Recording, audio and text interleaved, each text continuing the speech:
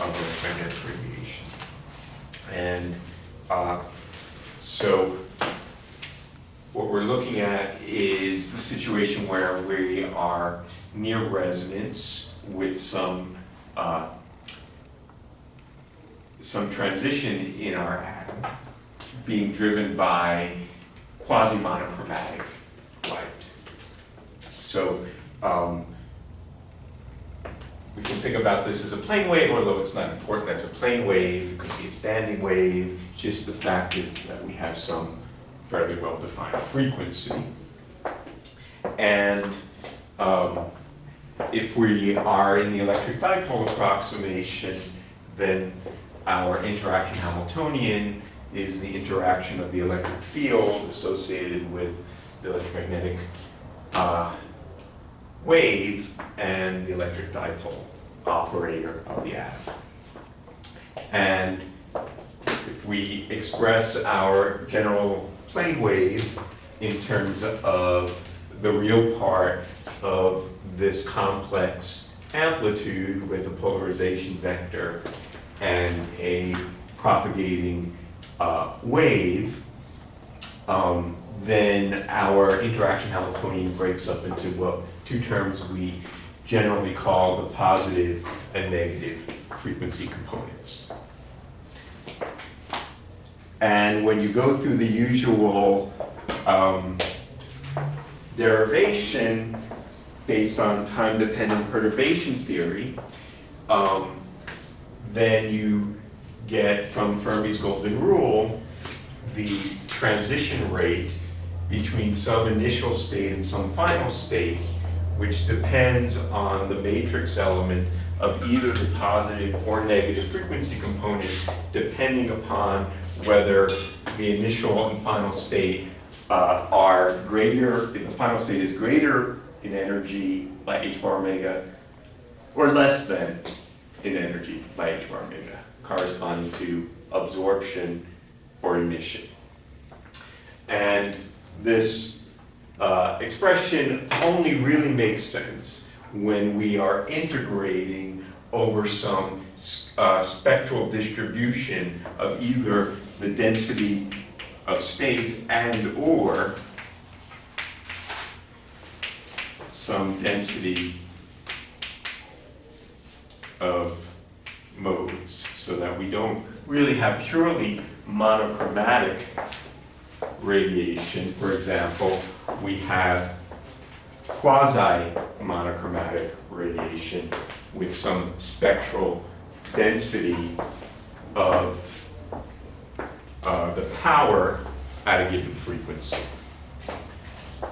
And from this we saw last time, we looked at the absorption rate in the kind, if we had, for example, absorption of black body radiation,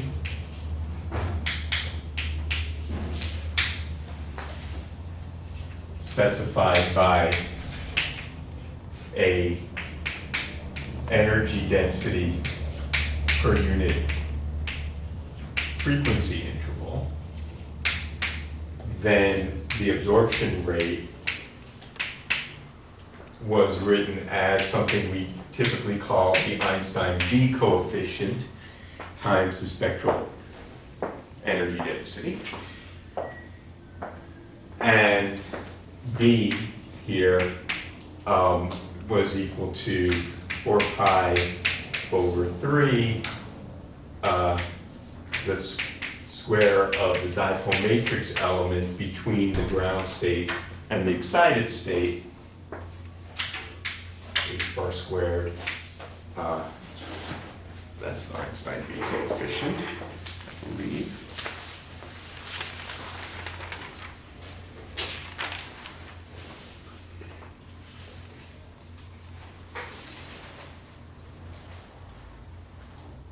Right? I think that's right.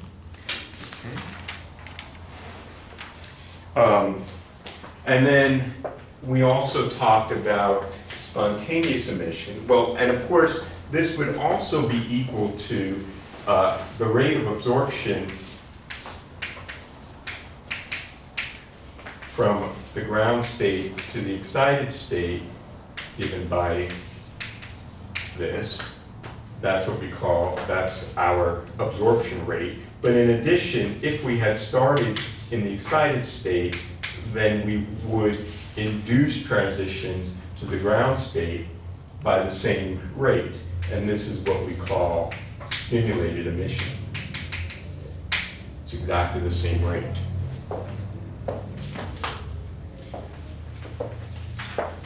However, in addition, we saw that there is spontaneous emission, in which we interpreted as be thought of as stimulated emission by the vacuum. And so the spontaneous emission rate is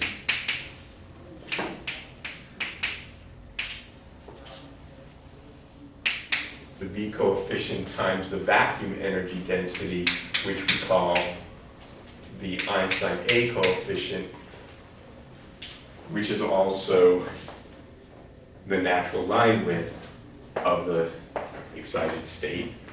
And the Einstein A coefficient, or the spontaneous emission rate, that's 1 over the lifetime, is equal to 4/3 the dipole matrix element squared times omega cubed.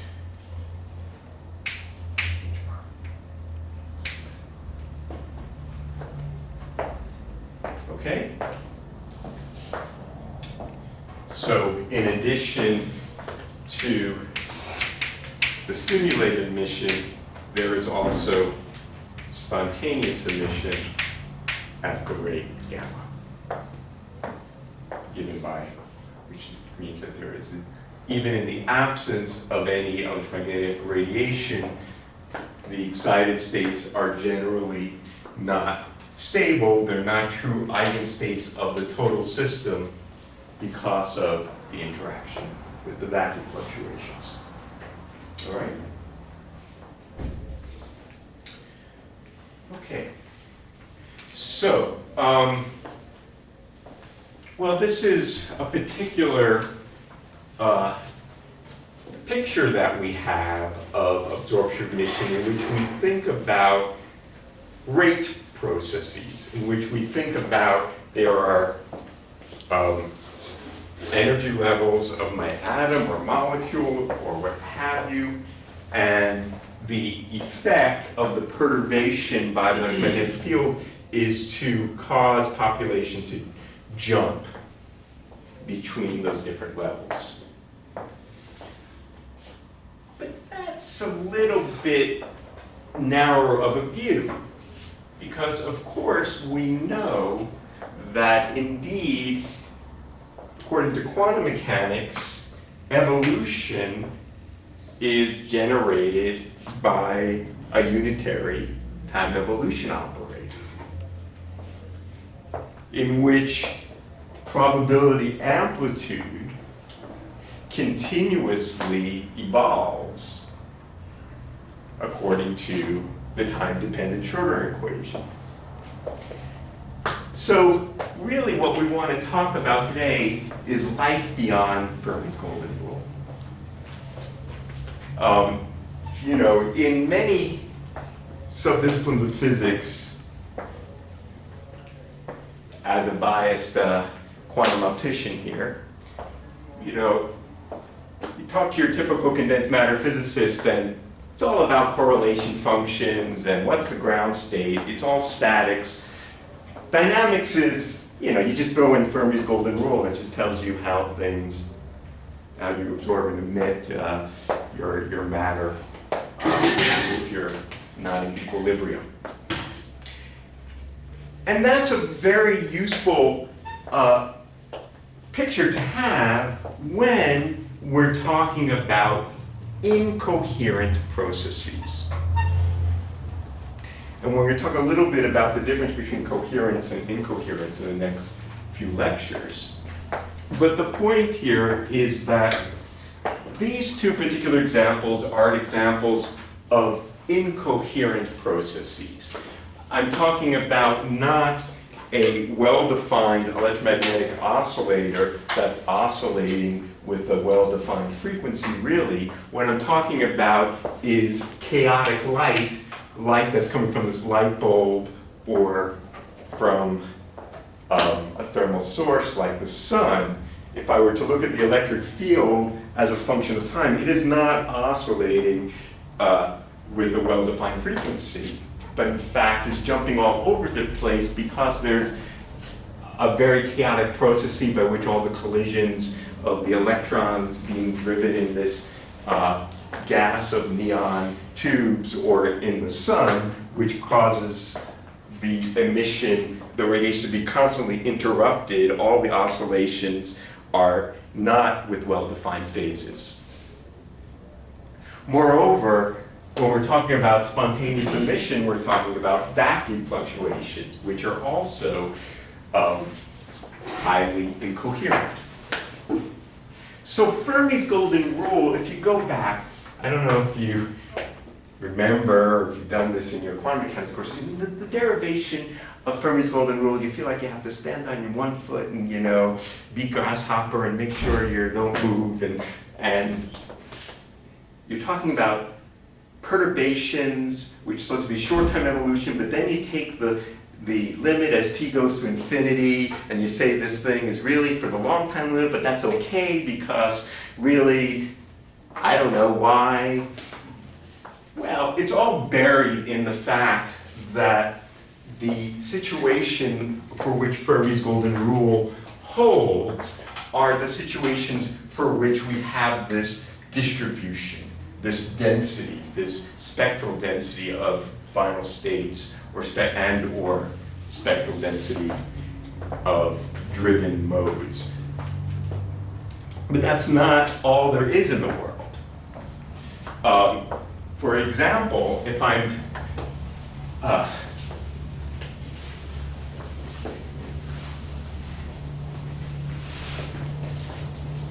thinking about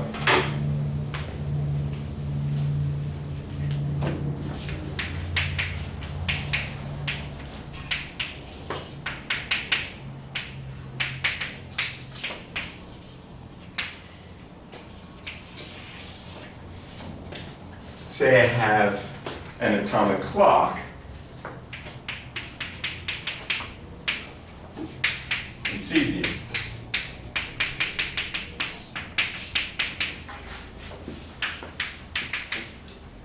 Okay, here's my 6-1 S1/2 ground state. Here's my n equals 0.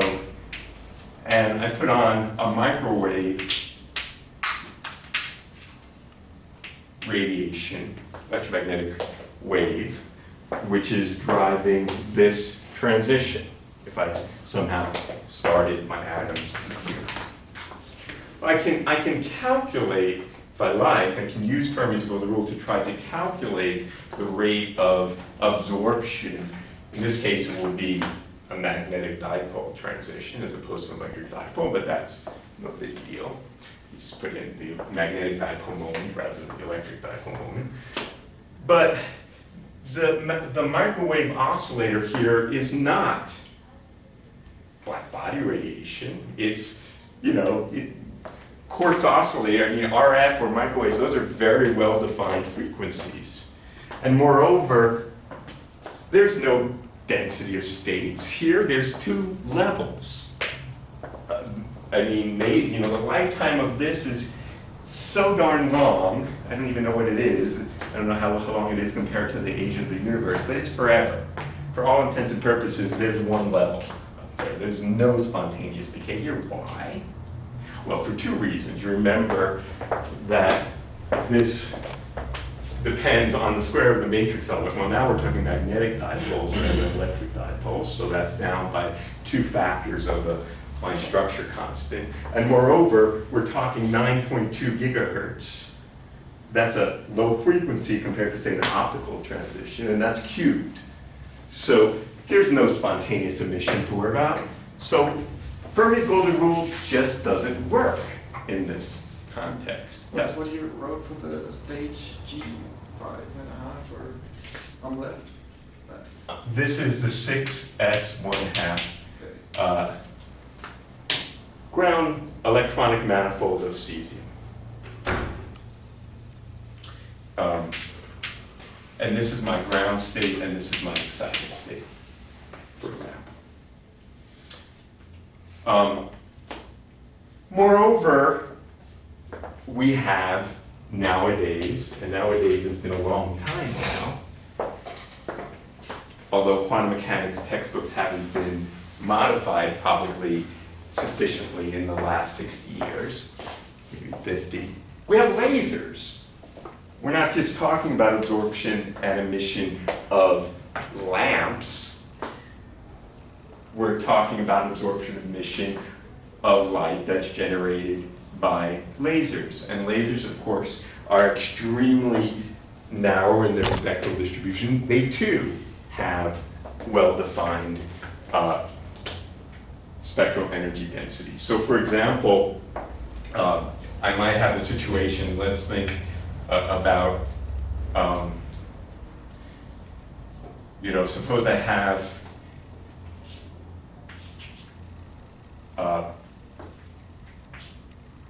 in some atom, let's say I have in helium, suppose I have the singlet S0 ground state, this is cesium.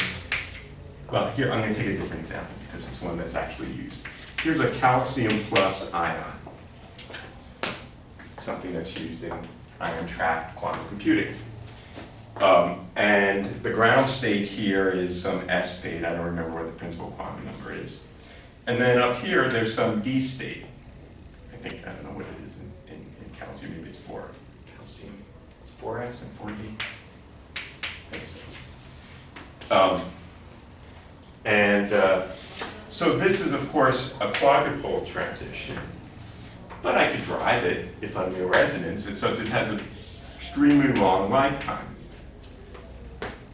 And so over the course, again, like the case of my atomic clock, this state is so long-lived that for all intents and purposes, at least for some time considering whatever the lifetime of that is, probably seconds. So if I do an experiment in a millisecond, I can ignore the spontaneous emission. And again, these are just two levels separated by some laser frequency. So again, if I wanted to look at the dynamics of this atom coupled to this electromagnetic radiation, this picture of quantum jumps between levels is not the right picture. What we have is more coherent evolution that's described by the time-dependent Schrödinger equation, which we shouldn't forget. So, what I want to talk about then is this problem, the problem where I have two discrete levels of my atom. It could be the absolute ground state, doesn't matter, but there are two levels. One's lower, I'll call it the ground state. One's higher, I'll call it the excited state. And we have, well, here it is. We're driving this with some frequency. And we want to look at the time evolution of the wave function or state vector of the atom driven by this single frequency, okay? Well, how do we do that? Well, we go back. Unfortunately, I erased it. It was a bad move on my part. But all we want to do in this case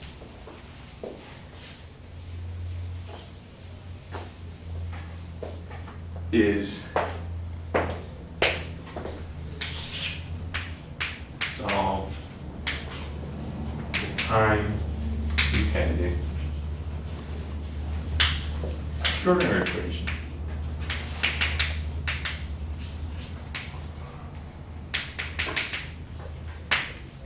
So we want to solve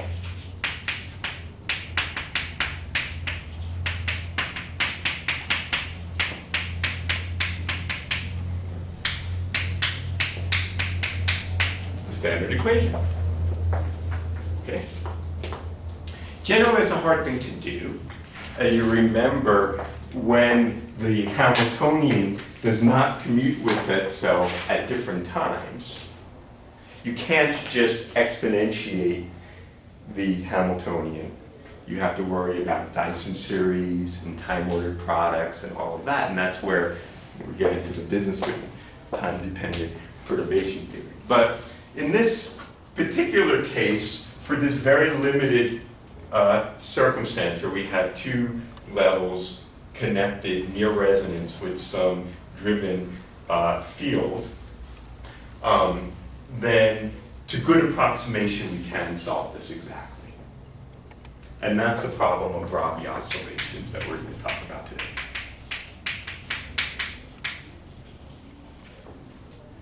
So, what are we doing here? Well, so my Hamiltonian here involves two pieces. There's the atom. There's the Hamiltonian describing everything we've done in the first weeks of the semester. All the atomic structure is here. And then we have the interaction Hamiltonian, which is time-dependent because we're applying a time-dependent force and we're treating that force classically. So we're treating the field classically here. Now, when we have this circumstance where we're near resonance,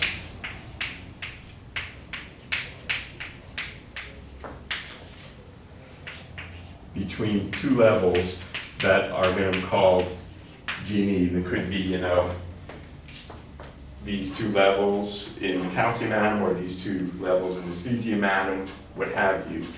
Then we know from our studies of time-dependent perturbation theory and beyond that we can restrict our attention, this complicated thing that we've spent weeks and weeks doing, Hartree-Fock and closed shell, mean field theory and whatnot, just reduce there's just some structure, whatever it is.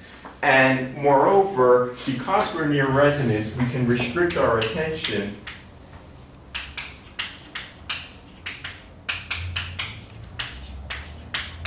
to a two-dimensional Hilbert space. So although the atom is described by an infinite dimensional Hilbert space, it's got the continuum, it's got all kinds of states in it, there's only two orthogonal vectors in the Hilbert space where all the probability amplitude lies to a good approximation, to an X approximation for all times. In which case, our problem reduces to solving the Schrödinger equation for a 2x2 matrix, where one of the states we call G, for example, this one, and one of the states we call E. It's that one. Okay. So our interaction Hamiltonian, let's write it down again. Let's imagine, although it's not the case for this particular, let's look at a different case where, because we're going to ultimately add in spontaneous emission. Let me imagine this to be a dipole allowed transition. Well, that will mean that this description will only be good for times short compared to the spontaneous emission time. But let me just focus on that for the moment. So my interacting Hamiltonian, we wrote it down just a moment ago.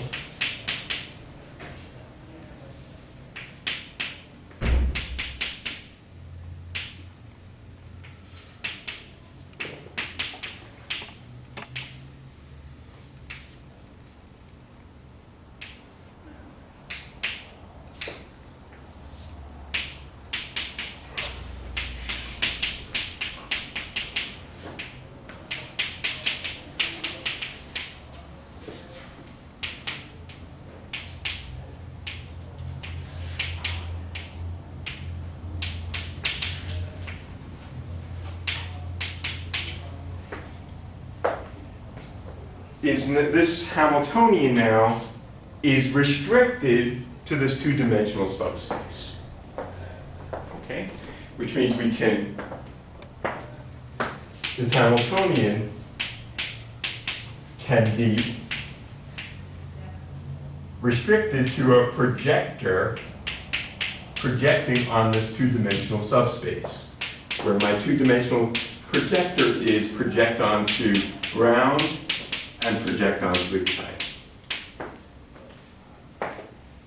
Okay? Now, the dipole matrix element, the dipole operator only has off-diagonal matrix elements, right, because of parity. So these eigenstates are eigenstates of parity, so there is no expectation value of the dipole operator. There are only off-diagonal elements of the dipole operator.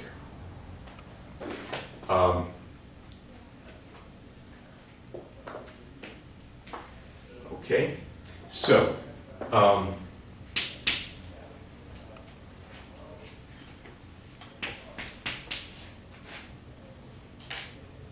so now if I write this out, I have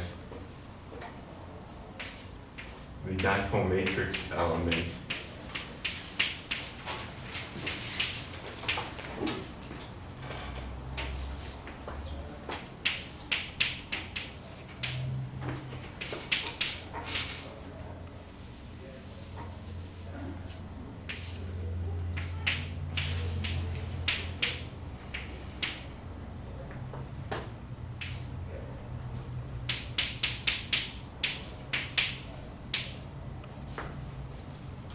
let me be a little more careful here because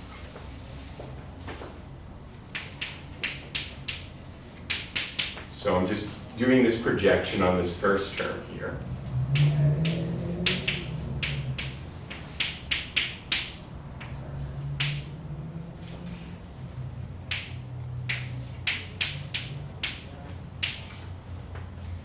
Times E0 to the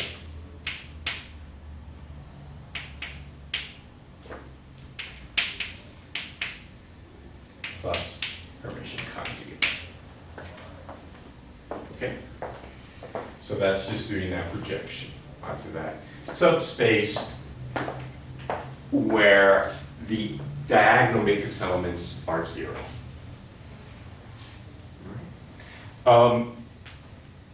Now,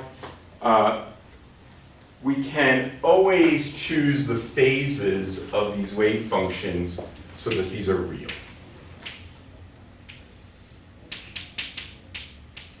For some particular choice of the phase of those wave functions which are irrelevant. And that's a standard procedure.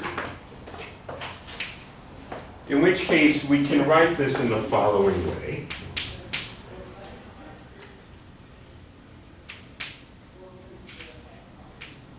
Minus 1/2 of an energy that I'm going to call h bar capital omega. We have some phase, which generally depends on the position, e to the minus r bg plus g e plus Hermitian conjugate.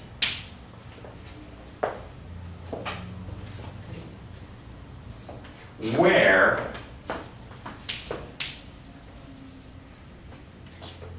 h bar omega is the energy associated with the interaction.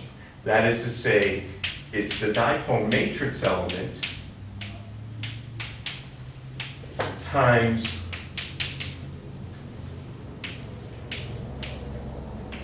the amplitude of the electric field.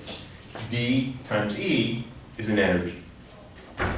D dot E is an energy. So this is the energy associated with that interaction. And the frequency, if I divide that energy by h bar, is known as the Rabi frequency for reasons that will become clear in a moment. Okay? The phase here is equal to the local phase at the position of the atom, and then whatever the phase of the laser is. So the phase as a function of r is, I mean, this thing could have a phase. It doesn't have to be it could be a complex thing. Is the propagation phase plus the phase of the laser.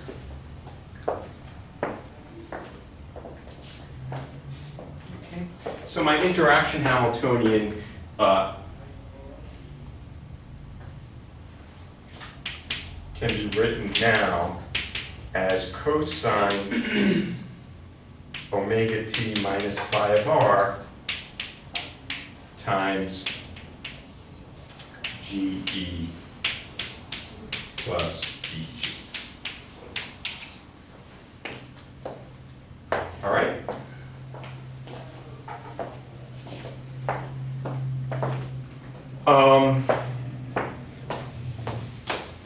Moreover,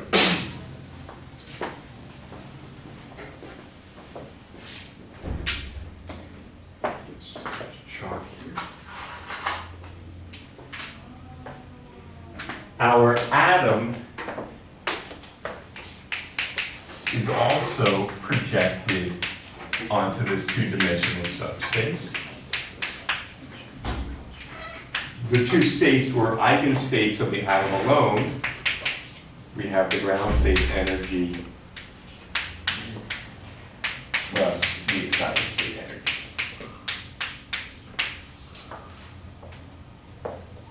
Okay? Now, it really doesn't matter where we take the zero of energy. The zero of energy can be taken wherever we like. We have the situation where we have two levels. We have the ground, we have the excited, we have our, let me call this, just to be clear, let me imagine this to be a laser, so I'll call this the laser wave vector and the laser frequency.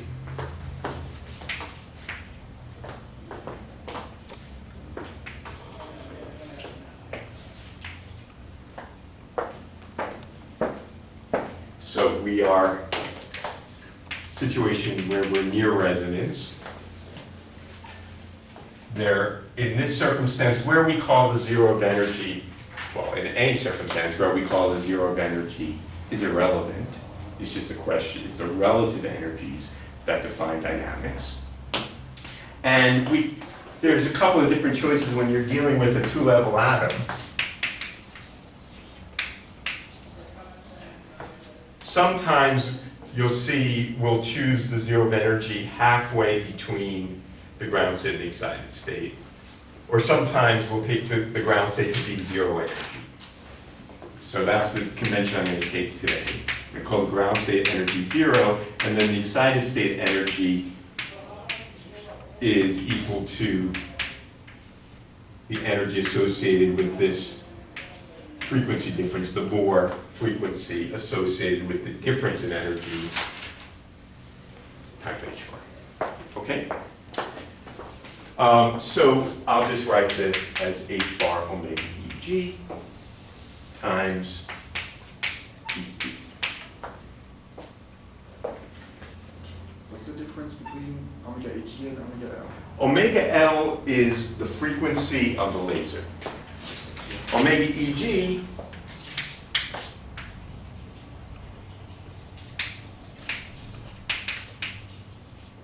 is the resonance frequency of the atom. That is to say, omega Eg is the energy of the excited state minus the energy of the ground state in units of h bar. So this is a property of the atom, and this is the applied Can we force. assume that there is This is not necessarily exactly on resonance. okay. Okay, That's what I think. so the difference we define when we're not exactly tuned to resonance, we say we are detuned away from resonance. So what we call the detuning is delta, is the applied frequency minus the resonance frequency. And so if delta is less than 0, we call this red detuning because the frequency of the applied light is slightly redder than the resonance frequency. And when delta is positive, we call this blue detuning because the applied frequency is slightly bluer than the resonance frequency. So now we can, now we have our Schrödinger equation. We can write down the differential equation. So our state as a function of time is projected onto this two-dimensional subspace and thus has two probability amplitudes. Some probability amplitude to be in the ground state and some probability amplitude to be in the excited state. And my Hamiltonian can be expressed as a 2x2 matrix in this basis. It has diagonal matrix elements, which, if I order my basis this way, are the energies associated with the excited and ground state. I'm taking the ground state energy to be 0, excited to be this, and I should make the matrix bigger because it won't fit my stuff, so sorry, make your matrix bigger. We have minus h bar omega over 2 cosine. Doesn't that 2 get sucked in when you make the cosine? It does, thanks. Yeah, it does. 2 gets sucked in when you make the cosine. I agree. Sacrificing it straight. But it's exactly right. 2 gets sucked in. Yeah.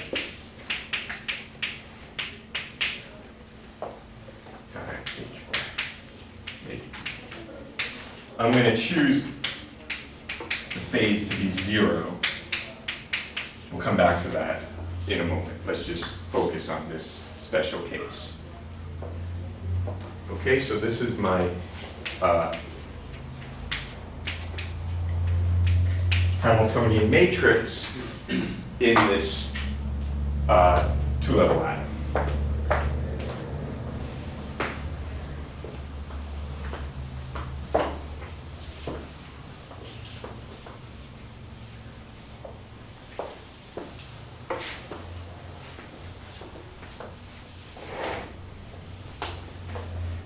So now we can solve the Schrödinger equation. We have d by dt of the state vector is minus I over h bar. And I'll put that in here, 0 minus omega cosine omega dt minus omega cosine omega t omega eg.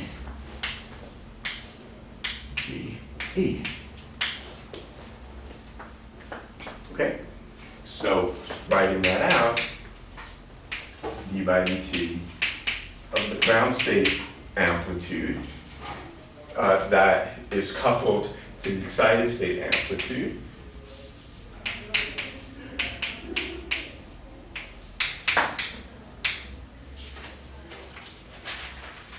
And the excited state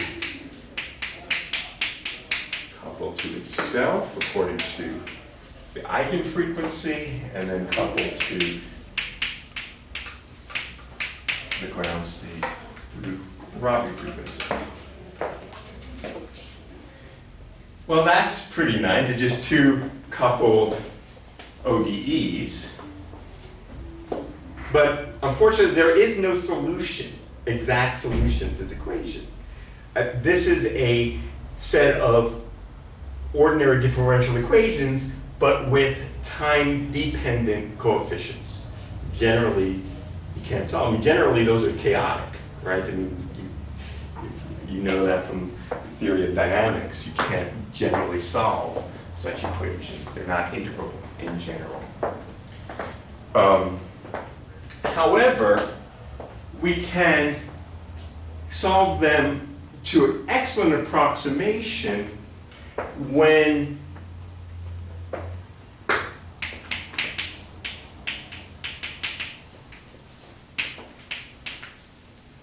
we're near resonance, which is to say delta, the magnitude of delta, is much, much smaller than the resonance frequency or the applied frequency. And also, omega is much, much less than this, the Rabi frequency. So this is the, especially for near resonance,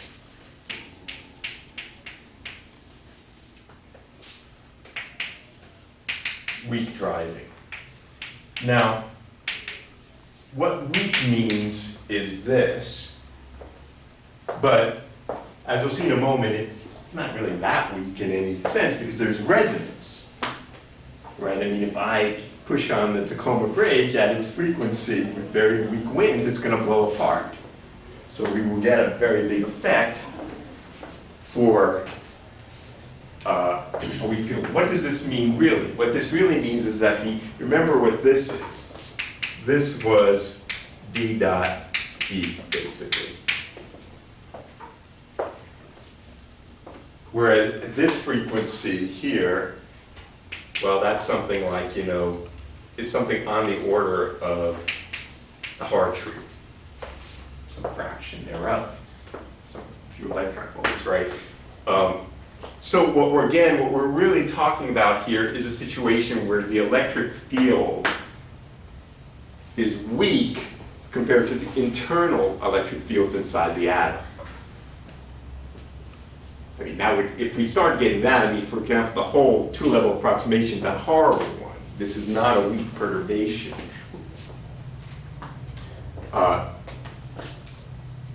But even before we get to those extreme fields, if we started to get the Rabi frequency on the order of the oscillation for the resonant frequency, well then this is just a bad approximation.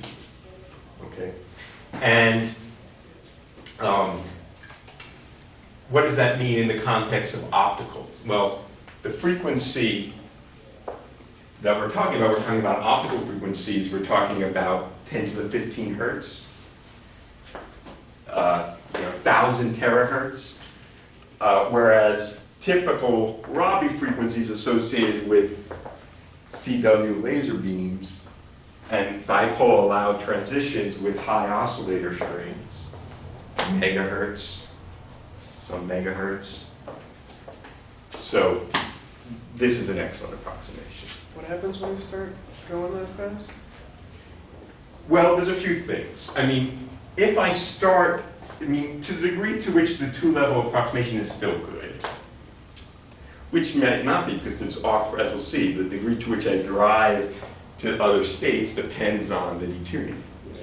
But to the degree to which I start getting on that order, what we'll see is a moment, there are corrections to the rotating wave approximation. So we're about to talk about the rotating wave approximation. And you get shifts in the frequency, they're called the Bloch-Seeger shifts. Let's talk about that more explicitly so it's clear what I mean.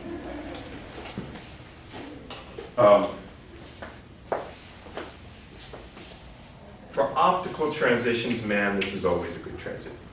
You know, if I'm talking about microwaves or maybe an RF, maybe I start worrying about it. Okay, so what am I going to do? Well, what I'm going to do is say there are fast terms and slow terms. To the degree to which these frequencies are tiny compared to these frequencies, this is a fast oscillation, this is a slow oscillation. So I want to sort of separate the timescales. That's one way you can formally solve this ODE. There's the method of averages, method of multiple timescales. These are known methods in the solutions to ordinary differential equations. So we're going to take away some of the fast oscillation. We're going to say, let me define, I'm going to define a new probability amplitude. I'll call it C tilde because tilde is always our favorite thing to do when we want to define a new variable. by factoring out, well, let me do it this way. I'll say CE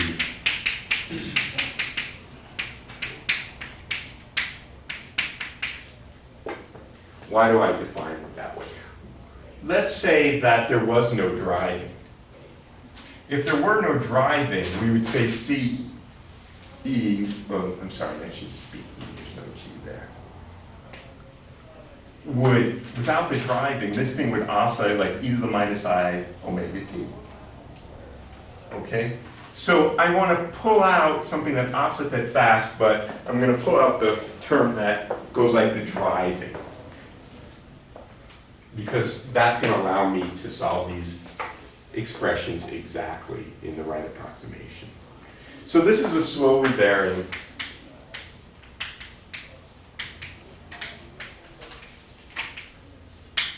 amplitude.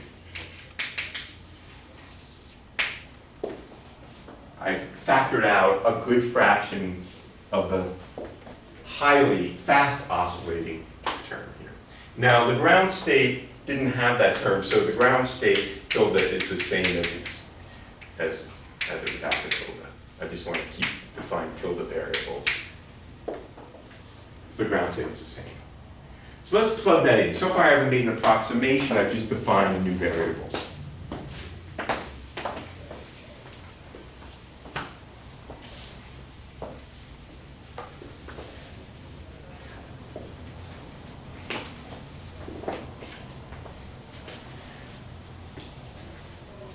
So,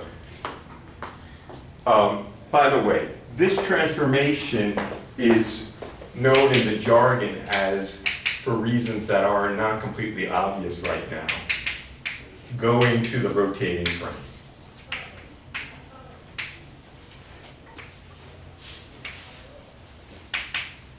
Why? Because I can, well, I'll explain why in a bit. Hang on, I have to explain some other things. But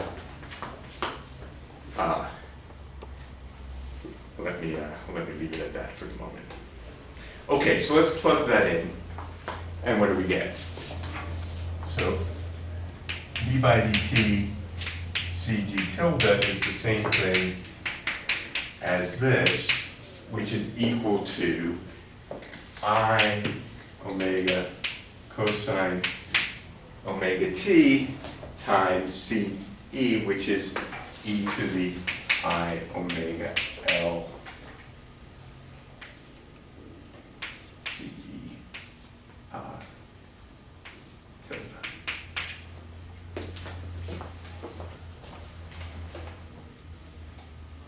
No minus. Okay?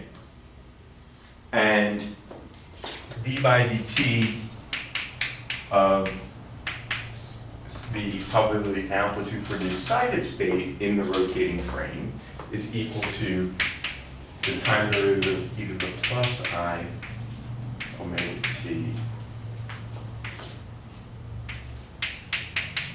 times the original amplitude, which is equal to I omega L C tilde plus e to the I omega L t.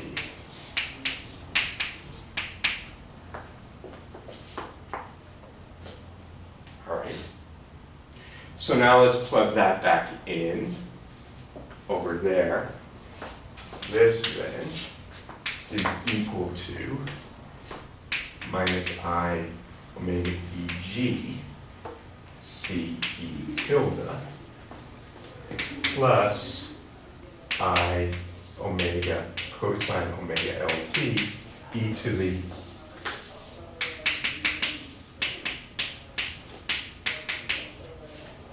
I omega Lt Cg, which is the same thing as Cg tilde.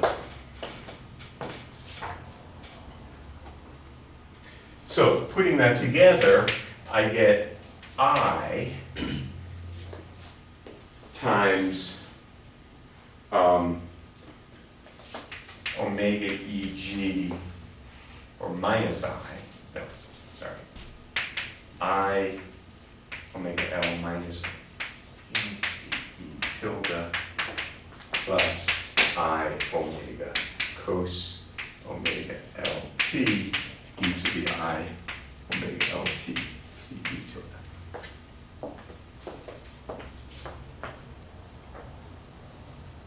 F. So,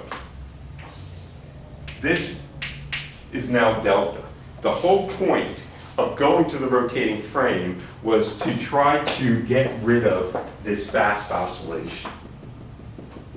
We've come down now to a slow oscillation because by assumption, delta is small. We're near resonance, very close to resonance. Delta is near to zero. It's a very small fraction of omega. But we still have to deal with these terms. They're of the same form. This, that's we unsuck the half and end up with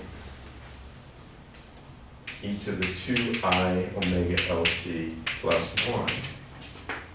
And then here we unsuck the half again and get a half e to the 2I omega LT plus 1. Okay, so now what we have separated out is everything that's slow. All the time, we have a set of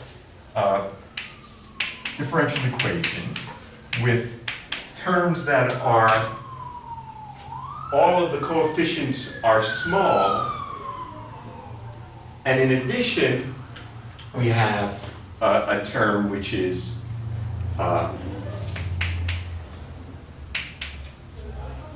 so let me just write it out. C. Oh, I'm sorry, this was the same thing. It's really this guy that I've got to do, but it's the same thing. Let's just write it over here, excuse me. 1/2 1 plus e to the minus 2I omega LT. So that becomes C tilde plus I omega over 2 e to the minus 2I omega LT tilde. And the excited state is e to the I delta.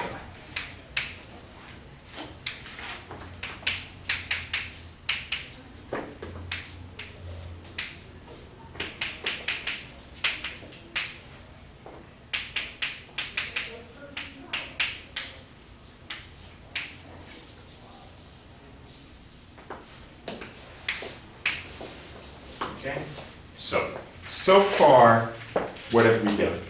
We've made the two-level approximation, and we've gone to the rotating frame.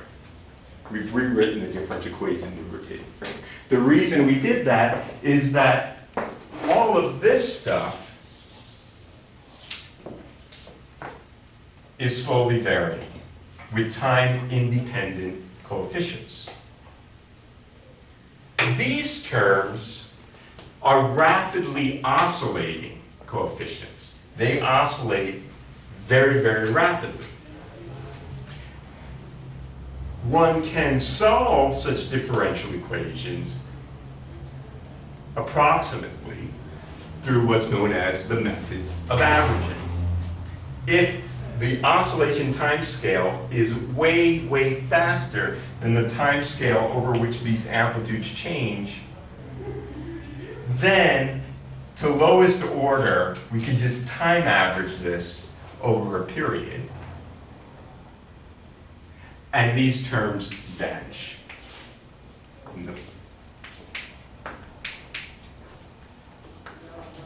So, when you have an ODE with time-dependent coefficients, if all of the coefficients are small, but some of the coefficients are time-dependent, and those time-dependent coefficients change much, much, much more rapidly than these coefficients, those terms are negligible.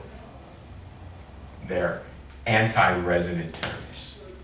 These terms contribute to resonance, these terms don't. And that's what's known as the rotating wave approximation. That's RWA. One can look at corrections to the RWA. That's what I was alluding to in relation to Aaron's question earlier. If you go through and try to formally derive a perturbation series solution to these ODEs using the method of averaging, finding corrections to this neglection, then you find there are shifts in this resonance frequency, known as the Bloch-Seibert shift. But that's something that never comes up in the context of optical resonance because these Rabi frequencies are always tiny compared to the actual optical frequency.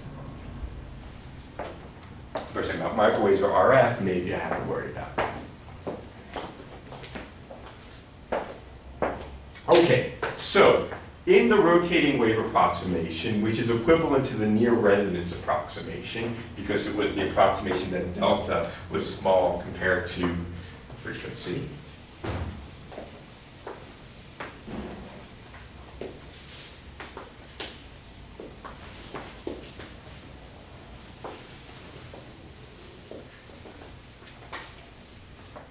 We have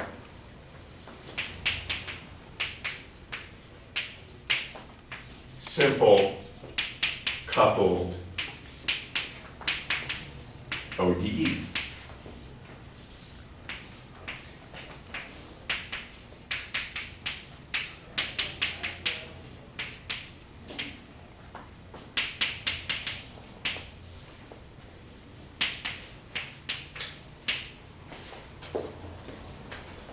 Which we can solve exactly. Let's look at the simple case to start. Let's say what I was exactly on resonance.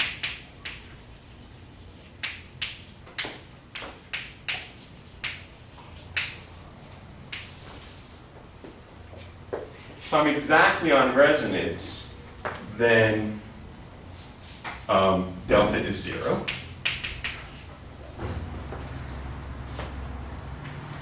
I have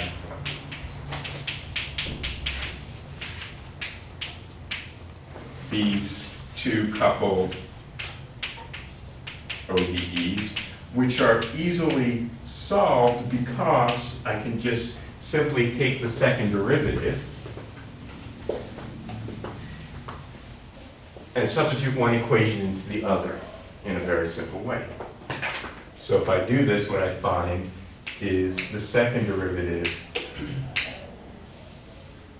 of the ground state amplitude in the rotating frame is equal to I omega 2 times the first derivative of this. Plugging that in gives me a minus I squared minus omega squared over 4. And the same equation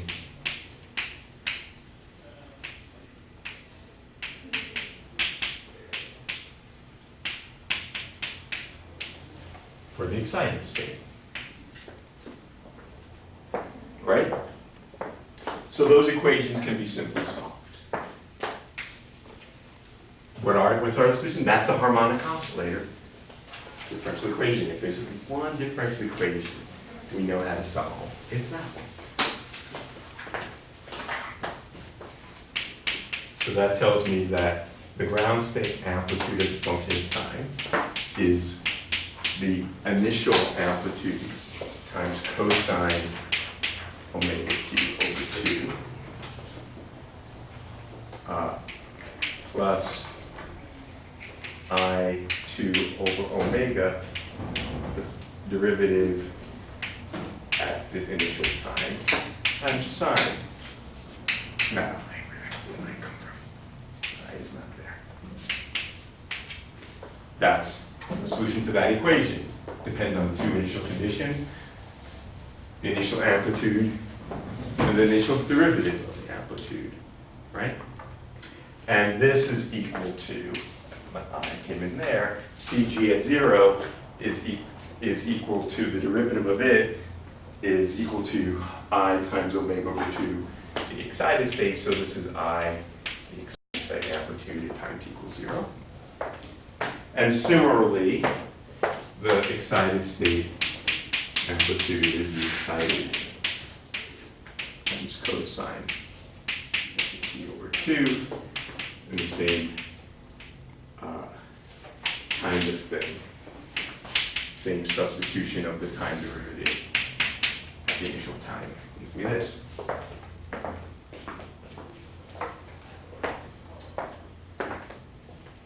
So, for example, suppose at t equals 0, the state of the system is the ground state. Then the excited state at a later time, where its amplitude is I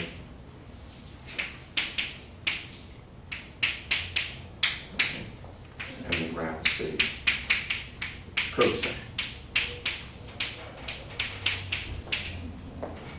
So what we see here is that as a function of time, the probability to be in the excited state, which is the square of the amplitude, which is the same as the square of the amplitude in the rotating frame, because the amplitude of the rotating frame is just a phase times the amplitude in the lab frame.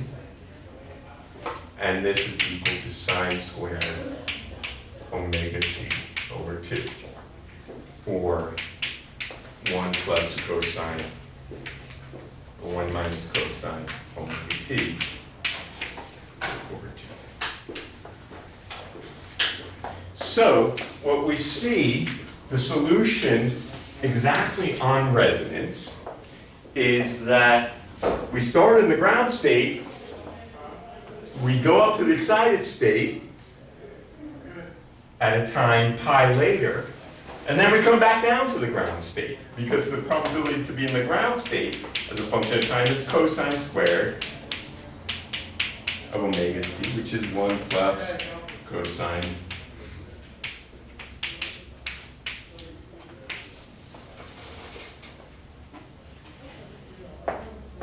So the solution exactly on resonance involves the probability amplitude, and thus the probability to be in the excited state and the ground state to oscillate. And that probability oscillates at the Rabi frequency. Hence the name Rabi oscillations, also known as Rabi flopping.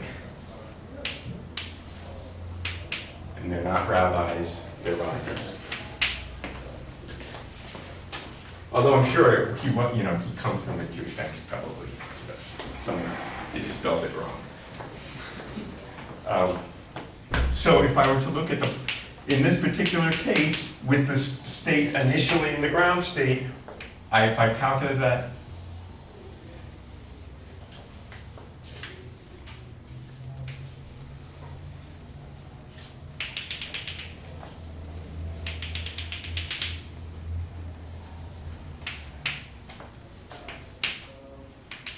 and at a time pi over omega, I go up to the excited state, and 2 pi over omega, I'm back to the ground state, etc., etc.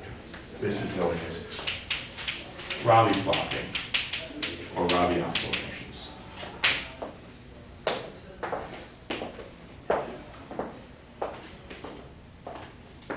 Now, one of the ways in which we think about this, that is, makes our interpretation, gives us a picture that's quite useful to think about, is that if I have a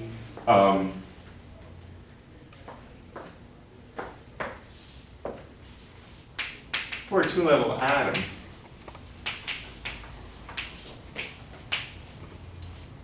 I can make it a mapping. This is isomorphic to spin 1/2. Meaning I can just make an association. I can think about my two-level atom as a pseudo-spin. Has nothing to do with the spin of the electron. It's just saying there are two levels. And I can think about one of those levels as spin down and the other level as spin up. In which case,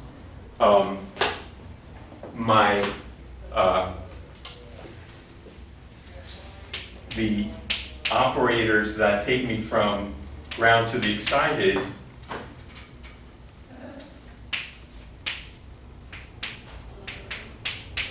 can be thought of as an effective raising operator, sigma plus, and the operator which takes me from the ground, the excited to the ground, is an effective lowering operator, sigma minus, bless you.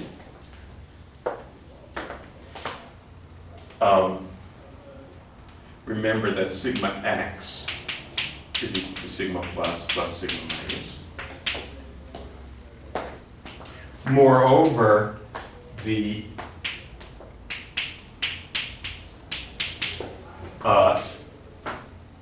projector onto the excited state here is equal to, can be thought of as 1 plus sigma z over 2. And the projector onto the ground state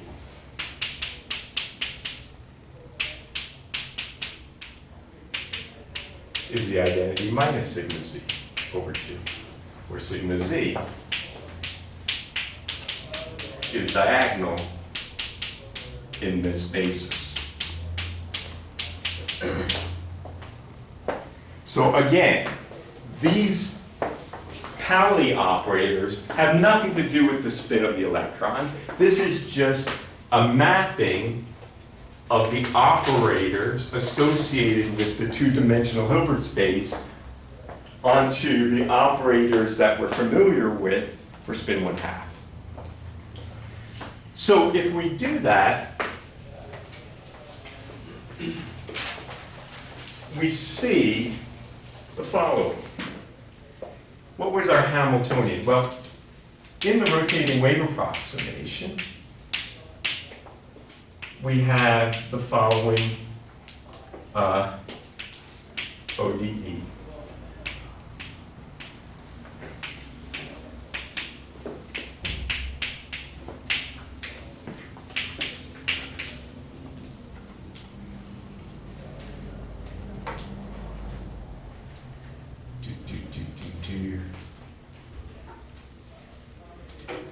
Sorry.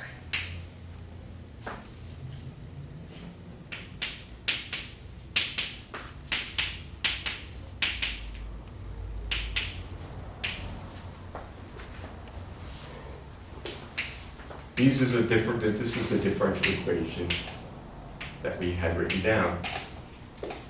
So the effective Hamiltonian in the rotating wave, in the rotating frame, in the rotating wave approximation is what? Well, it's minus h bar omega times up minus h bar omega. Hold on, let me write it. Let me start it out this way. This is what we had.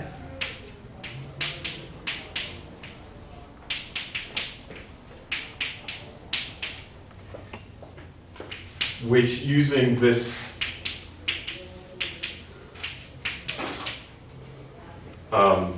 mapping that we've just written down,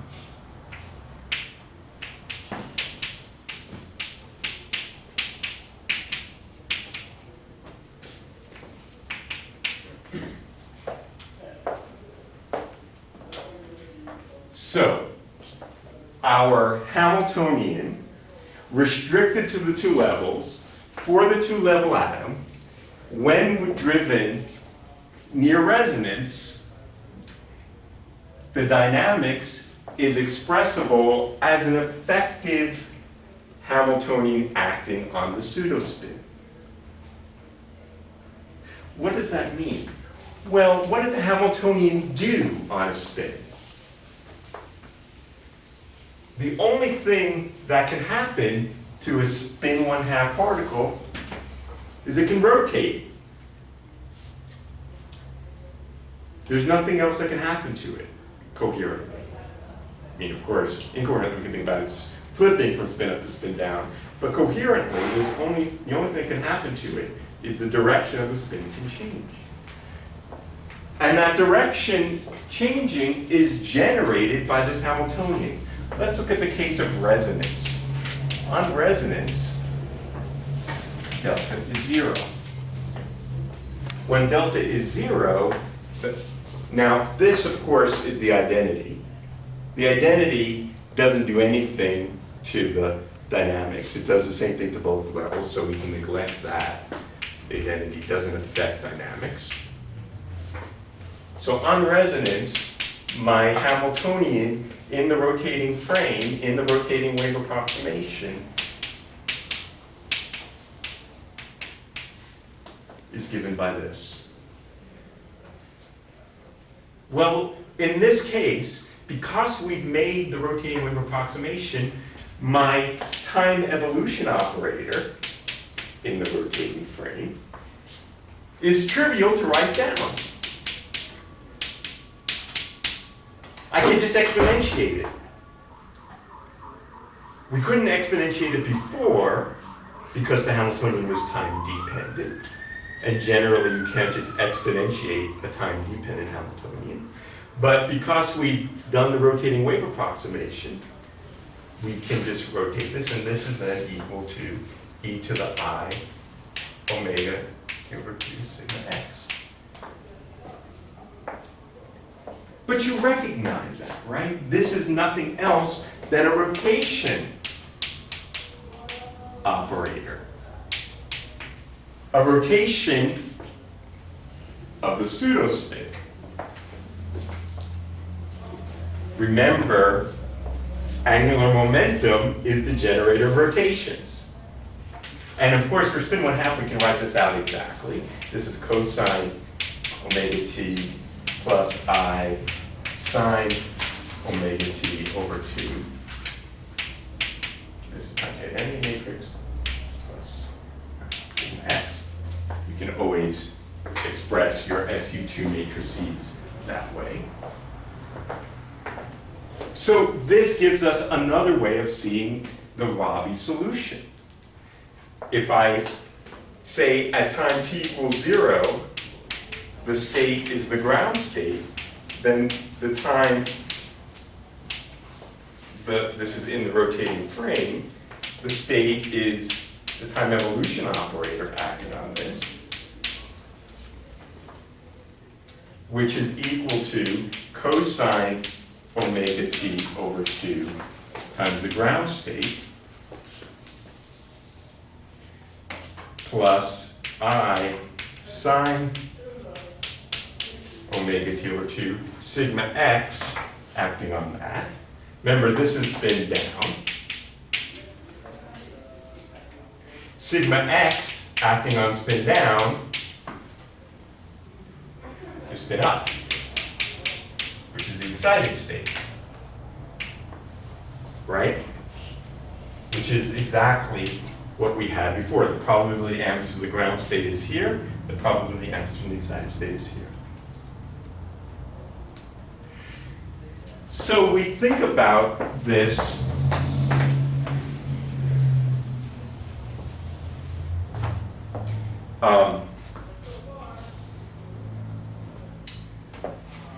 evolution in an abstract way.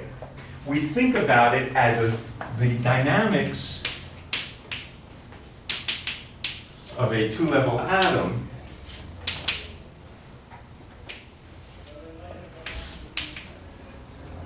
equal motion of a pseudospin.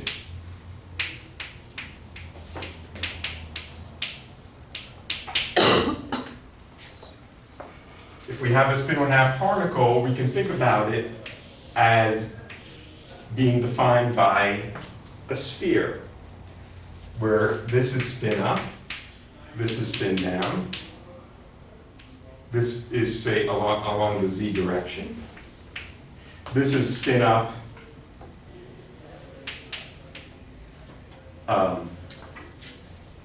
along x, which is the linear combination of spin up and spin down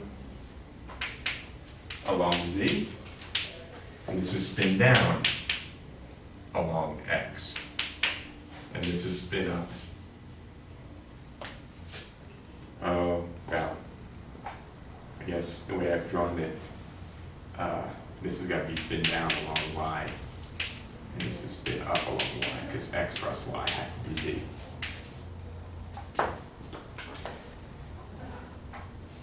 We make the analogy now, and think about this sphere. This sphere is known as the Bloch sphere.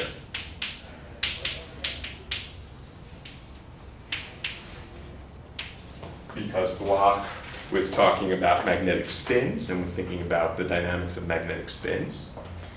Where now, I make the analogy, it's a one-to-one mapping. It's an isomorphism. This is the excited state, this is the ground state. This is the state excited plus ground over root 2. This is the state excited minus ground over root 2. This is the state excited minus I ground over root 2. This is the state excited plus I ground over root 2.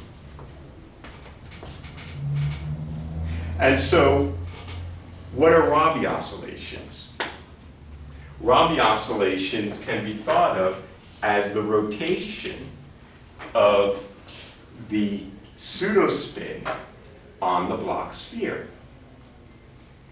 If I have a rotation operator like this, that means I'm rotating around the minus x-axis with a frequency omega over 2.